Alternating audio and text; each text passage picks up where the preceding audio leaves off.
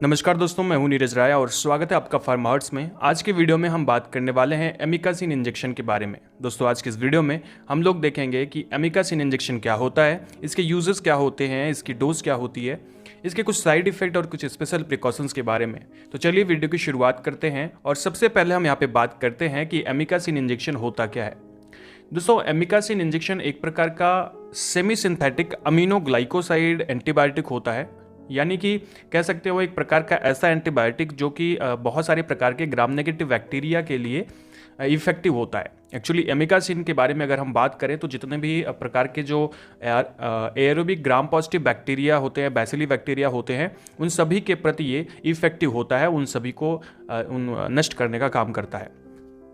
Actually वो सभी प्रकार के जो बैक्टीरिया होते हैं जो कि जेंटामाइसिन या इसी की तरह के दूसरे जो अमीनो ग्लाइकोसाइड एंटीबायोटिक होते हैं उसके प्रति रेजिस्टेंट होते हैं, उसके लिए भी एमिकासिन इंजेक्शन का यूज किया जाता है। उसको नष्ट करने के लिए भी एमिकासिन इंजेक्शन दिया जाता है।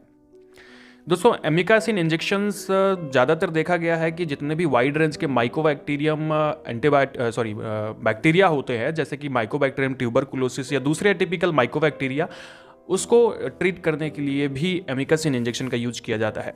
तो इस तरह से ये सारी बातें हो गई एमिकासिन इंजेक्शन के बारे में। थोड़ा सा हम आगे बढ़ते हैं और देखते हैं इसके कुछ ब्रांड्स के बारे में। तो हम लोग बहुत ज़्यादा डिटेल में ब्रांड्स नहीं देखेंगे, तो ऐसे बहुत सारी ब्रांड मार्केट में अवेलेबल है। कोई भी मार्केट में आप ले सकते हैं कोई भी ब्रांड। अगर आपको जेनेरिक मेडिसिन मिलती है तो आप जेनेरिक ही लें, जिससे आपका थोड़ा सा फ़ायदा हो सके। दोस्तों ये बहुत सारे ब्रांड में आता है, आप कोई भी ब्रांड चूज कर सकते हैं। नेक्स्ट, अगर हम लोग बात करें इसके यूजर्स के बारे में, जो कि एमिकासिन का यूज़ कहाँ पे किया जाता है, तो बहुत सारे प्रकार के, मैंने बताया कि आपको ग्राम नेगेटिव बैक्टीरिया इन्फेक्शन होता है, वहाँ पर इसका यूज किया जाता है। जैसे एमिकासिन इंजेक्शन बैक्टीरिसीमियाज में और इस सेप्टिसीमियाज में यूज किया जाता है। यानी कि अगर आपको आपके ब्लड के अंदर में कोई बैक्टीरियल इन्फेक्शन हो गया है तो वहाँ पर हम लोग एमिकासिन इंजेक्शन का यूज करते हैं। यानी कि अब हो सकता है आपको ब्लड के अंदर में कोई बैक्टीरियल इन्फेक्शन हुआ है जिसकी वजह से आपको शरीर पे उसके कुछ एलर्जी के लक्षण दिखाई पड़ सकते हैं या कोई दूसरे लक्षण आपको दिखाई पड़ सकते हैं, तो वहाँ पर हम लोग एमिकासिन इंजेक्शन का यूज़ करते हैं ट्रीट करने के लिए। दोस्तों, एमिकासिन इंजेक्शन का यूज रिस्पायरेटरी ट्रैक इन्फेक्शन में भी किया जाता है। अब रिस्पायरेटरी ट्रैक इन्फेक्शन कोई भी हो सकता है, जैसे निमोनिया हो सकता है या दूसरा कोई हो सकता है, तो वहाँ पर भी अगर वो बैक्टीरियल इन्फेक्शन है तो वहाँ पे एमिकासिन इंजेक्शन का यूज किया जाता है। इसका यूज हम लोग bone and bone joint infection में भी करते हैं। अगर आपके जॉइंट में कोई प्रॉब्लम्स हैं जो कि बैक्टीरियल इन्फेक्शन की वजह से हैं तो वहाँ पे यूज किया जाता है। दोस्तों, सीएनएस इन्फेक्शन में भी एमिकासिन का यूज करते हैं, यानी सेंट्रल नर्वस सिस्टम के इन्फेक्शन में भी इसका यूज किया जाता है। लाइक मेनिनजाइटिस या फिर मस्तिष्क ज्वर में हम लोग इसका यूज करते हैं। इसी के साथ में स्किन इन्फेक्शन में अगर वो बैक्टीरियल इन्फेक्शन है तो इसका यूज करते हैं। सॉफ्ट टिश्यू इन्फेक्शन हो सकता है जहाँ पे इसका यूज किया जाता है। एंड कभी कभी हम लोग इसका यूज़ इंट्रा एब्डोमिनल इन्फेक्शन में भी करते हैं। अगर वो बैक्टीरियल इन्फेक्शन है, अगर आपके पेट में कोई, तो वहाँ पर इसका यूज किया जाता है। बर्निंग के बाद अगर आपको बैक्टीरियल इन्फेक्शन हो जाता है तो उस टाइम पे भी एमिकासिन इंजेक्शन उसको खत्म करने के लिए दिया जाता है। इसी के साथ में इसका यूज हम लोग पोस्ट ऑपरेटिव इन्फेक्शन में भी करते हैं। पोस्ट ऑपरेटिव इन्फेक्शन क्या होता है, तो सर्जरी के बाद में अगर आपको बैक्टीरियल इन्फेक्शन हो गया है घाव पे, तो वहाँ पे भी एमिकासिन इंजेक्शन दिया जाता है ताकि उसको सही किया जा सके। दोस्तों, कुछ डिटेल में हम लोगों ने बात कर ली एमिकासिन इंजेक्शन के यूजेस के बारे में। अभी हम लोग बात करते हैं कुछ स्पेशल प्रिकॉशंस की जो कि एमिकासिन इंजेक्शन के बारे में है, जिसको आपको ध्यान रखना चाहिए अगर आप ये इंजेक्शन लेने वाले हैं। तो पहली चीज, अगर आप हाइपर सेंसिटिव है एमिनोग्लाइकोसाइड के प्रति, जितने भी एमिनोग्लाइकोसाइड एंटीबायोटिक होते हैं, अगर आपने उनके प्रति कभी आपको कुछ एलर्जी हुई है इत्यादि हुई है, तब आप एमिकासिन लेने से पहले सोच लीजिए और डॉक्टर को इसको जरूर बताइए, क्योंकि हो सकता है कि आपको इससे एलर्जी हो एमिकासिन से।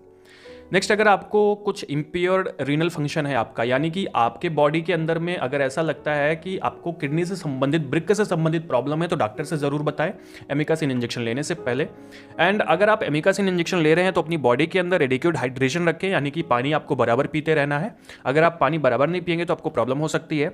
एंड अगर हम बच्चों की बात करें, एमिकासिन इंजेक्शन लेते समय बच्चों की बात करें तो बच्चों में ये यूज किया जा सकता है, पर बिना डॉक्टर की सलाह के यूज ना करें और कॉशंस के साथ में इसको यूज करते हैं। प्रेगनेंसी के अंदर में ये कॉन्ट्राइंडिकेटेड होता है, तो बिना डॉक्टर की सलाह के ना लें, क्योंकि हो सकता है नुकसान कर सकता है। लैक्टेशन या ब्रेस्ट फीडिंग के समय भी मदर में ये कॉन्ट्राइंडिकेटेड होता है, तो अपने मन से कभी इसको यूज ना करें। बड़े लोगों में इसको यूज किया जा सकता है कुछ कॉशंस के साथ में, जो बूढ़े लोग हैं उसमें। ओके, तो ये बात हो गई कुछ स्पेशल प्रिकॉशंस की। अभी हम लोग थोड़ा सा नेक्स्ट आगे बढ़ते हैं अगली स्लाइड पे और देखते हैं एमिकासिन इंजेक्शन के कुछ साइड इफेक्ट की, जो कि मोस्ट कॉमनली एमिकासिन इंजेक्शन के साइड इफेक्ट आपको बॉडी पे दिखाई पड़ते हैं। तो सबसे पहली चीज तो ये सारे जितने अमीनोग्लाइकोसाइड एंटीबायोटिक्स होते हैं उन सबका एक बहुत बड़ा जो साइड इफेक्ट है वो होता है ऑटोटॉक्सिसिटी।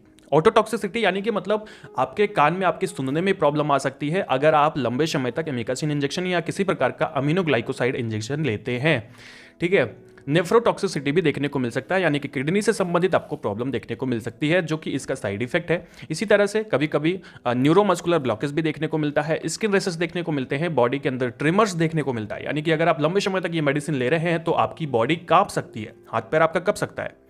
स्नोफीलिया बढ़ सकता है तो स्नोफीलिया की शिकायत आ सकती है, हेडेक हो सकता है, सरदर्द हो सकता है, नोजिया एंड वोमिटिंग की भी शिकायत होती है, यानी कि अगर आप लंबे समय तक लेते हैं तो आपको उल्टी भी आ सकती है और उकाई भी आ सकती है, जो कि अक्सर हर मेडिसिन के साइड इफेक्ट के अंदर में आता है अगर आप लंबे समय तक यूज करते हैं तो। नेक्स्ट और लास्ट में हम लोग बात करते हैं एमिकासिन इंजेक्शन की डोज के बारे में कि इसकी डोज कैसे दी जाती है। तो आपको बता दें कि ये आईएम इंजेक्शन या आईवी दिया जाता है, कोई भी दिया जा सकता है, और इसकी जो नॉर्मल सी डोज होती है वो 15 mg पर केजी बॉडी वेट के हिसाब से पेशेंट में दिया जाता है, 2 से 3 डिवाइडेड डोज में। ओके, तो फिर से मैं बोल रहा हूँ कि ये जो मेडिसिन है, जो एमिकासिन इंजेक्शन है, ये 15 mg पर केजी बॉडी वेट के हिसाब से दिया जाता है आईएम या आईवी, 2 से 3 डिवाइडेड डोज में, और ज़्यादातर आईएम ही दिया जाता है, इंट्रामस्कुलरली ही दिया जाता है। दोस्तों अगर हम लोग इसको मैक्सिमम डोज की बात करें तो इसकी जो मैक्सिमम डोज होती है वो 1.5 ग्राम पर डे की होती है, लेकिन हाँ डिवाइडेड डोज में, एक बार में नहीं। ठीक है, तो ये भी एडल्ट में होती है, बच्चों में ऐसा नहीं दे सकते हैं। तो कुल मिला के ये था आज का वीडियो जिसमें हम लोगों ने बात करी एमिकासिन इंजेक्शन के बारे में बहुत सी डिटेल में, और इसके बारे में हमने बहुत सी चीज़ें बताई आपको। अगर आपको वीडियो अच्छा लगा हो, इन्फॉर्मेटिव लगा हो, तो चैनल को सब्सक्राइब कर दीजिएगा इस तरह के वीडियो देखने के लिए, और कर दिया है तो बहुत बहुत धन्यवाद। मिलते हैं नेक्स्ट वीडियो में, पूरा वीडियो देखने के लिए बहुत बहुत धन्यवाद। दोस्तों हमें इंस्टाग्राम पर जरूर फॉलो करिएगा।